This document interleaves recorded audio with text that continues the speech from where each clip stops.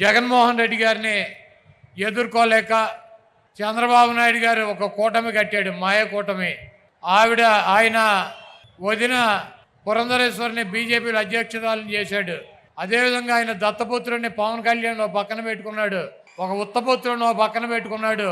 వీళ్ళందరినీ పెట్టుకుని కూడా సిద్ధం సభల ద్వారా జగన్మోహన్ రెడ్డి గారికి వస్తున్నటువంటి ప్రజాదరణని తట్టుకోలేక, జగన్మోహన్ రెడ్డి గారిని రాజకీయంగా ఎదుర్కొనలేక చౌటలాగా దద్దమ్మలాగా వెనక నుంచి జగన్మోహన్ రెడ్డి గారిని భౌతికంగా ఇక్కడి నుంచి తొలగించాలన్నటువంటి ఉద్దేశంతో మరి మొన్న అర్ధరాత్రి విజయవాడలో ఆయన మీద దాడి జరిగింది.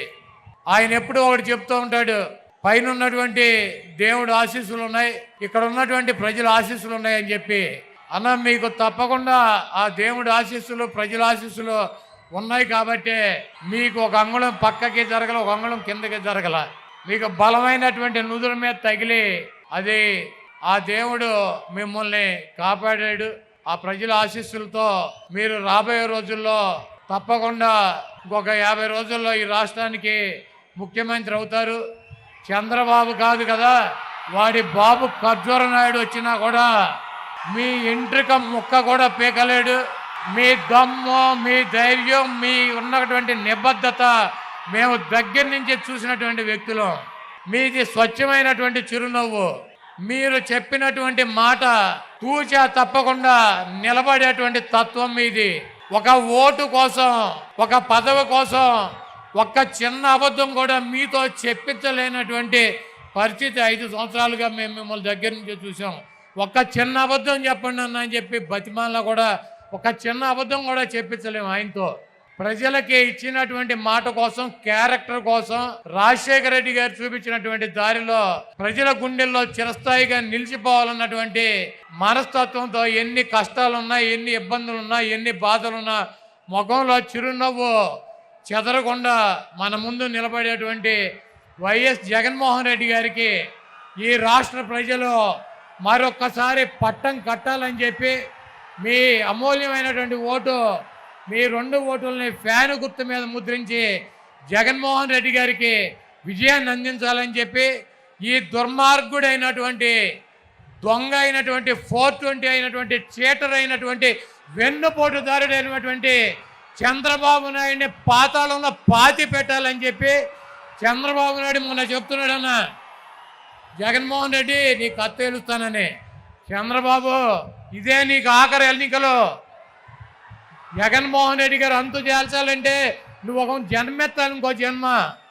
కాబట్టి ఈ రాష్ట్ర ప్రజలు దేవుడి ఆశీస్సులు ఉన్నటువంటి జగన్మోహన్ రెడ్డి గారిని మీ అందరూ దీవించాలని చెప్పి మీ అమూల్యమైనటువంటి ఓటు 2 ఓట్లు ఫ్యాను గుర్తు మీద వేసి మీ ప్రాంతంలో ఉన్నటువంటి శాసనసభ్యుడిని, పార్లమెంట్ సభ్యుడిని గెలిపించి జగన్మోహన్ రెడ్డి గారికి మేమంతా ఉన్నాం మీ వెనకాల సిద్ధంగా అని చెప్పి మనం ఒక మెసేజ్ ఇవ్వాలని చెప్పి కోరుకుంటూ మరి సెలవు తీసుకుంటున్నాం. నీకు రాయి తగిలినందుకు ఎంత మండితే నీ పాలనలో ప్రజలకు ఎంత మండిందో చెప్తాం. పోలవరం రాకుండా చేసావు, ప్రజలకి మండదా? రాష్ట్రానికి రాజధాని లేకుండా చేసావు, ప్రజలకి మండదా? అంబేద్కర్ విదేశీ విద్యను ఆపేశావు, దళితులకి మండదా? 15 ఏళ్ల అమర్నాథ్ని పెట్రోల్ పోసి చెరుకు తోటలో నాయకులు తగలబెట్టేస్తే వాళ్ళకి బెయిల్ ఇప్పించావు, దానికోసం ప్రజలకి మండదా? దళిత డాక్టర్ సుధాకర్ని మాస్క్ అడిగినందుకు పిచ్చోని చేసి చంపితే అది ప్రజలకి మండదా? మనకి డ్రైవర్ని చంపేసి డోర్ డెలివరీ చేస్తే దళితులకి మండదా? ప్రజలకి మండదా? 30,000 మంది మహిళలు అదృశ్యమైతే ప్రజలకి మండదా? అంగన్వాడీ టీచర్లని కాల్తో తొక్కిస్తే ప్రజలకి మండదా?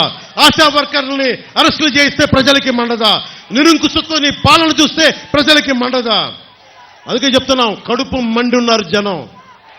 ఈ రోజున అన్ని సర్వేలు, దాదాపు 11 నుంచి 13 సర్వేలు మన ఎన్డీఏ కూటమి, తెలుగుదేశం, జనసేన, భారతీయ జనతా పార్టీ 20 నుంచి 23 పార్లమెంట్లు మనం గెలుస్తున్నాం. జగన్కి మొన్న అడుగుతా ఉన్నాడు, వై నాట్ 175, వై నాట్ 175 అంటున్నాడు. బందర్ నుంచి చెప్తున్నాం, వై నాట్ 15?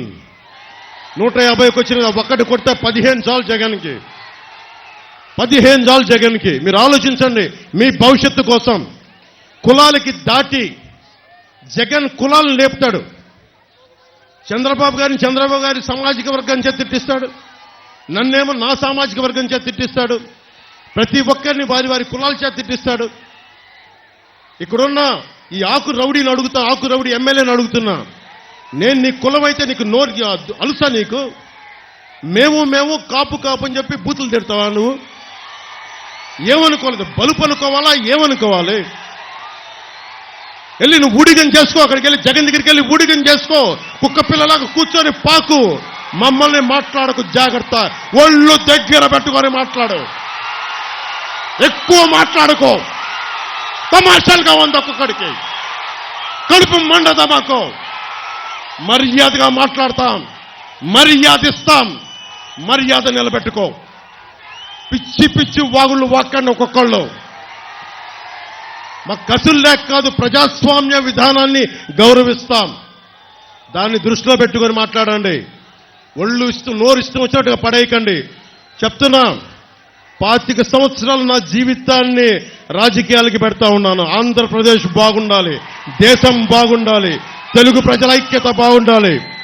మీరు మాతో గొడవ పెట్టుకోవడం అంటే నీ బిడ్డలతో సహా 25 సంవత్సరాలు నేను చచ్చే వరకు నాతో గొడవ పెట్టుకోవడం గుర్తుపెట్టుకో. చాలా సహనం మాకు, చాలా సహనం. చంద్రబాబు గారు నిజంగా చెప్తున్నాను, ఆయన కక్ష పూర్తి ధోరణే ఉంటే పెద్దిరెడ్డి రామచంద్రారెడ్డి అనే వ్యక్తి వచ్చేవాడు కాదు. ఎప్పుడు ఆయన చేసిన అక్రమ కేసులు ఎప్పుడో లోపల పెట్టి